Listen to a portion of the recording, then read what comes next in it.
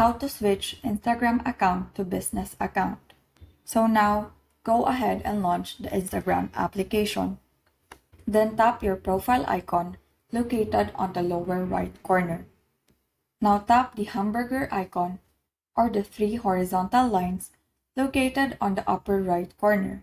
Then select Settings and then select the Account option. Now you need to scroll down for you to see the Switch to Profile Account option.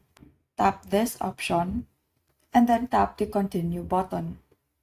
Now select the category that best fits your account. After selecting, tap Done. And now select the purpose of your account. If you're done selecting, tap Next. So in this page, you will need to complete all of these steps for you to be able to create your professional account. So after completing the steps, you will notice this tab on your profile which states Professional Dashboard. This indicates that you have successfully switched your Instagram account to a business account. And that is all. Thank you and have a great day.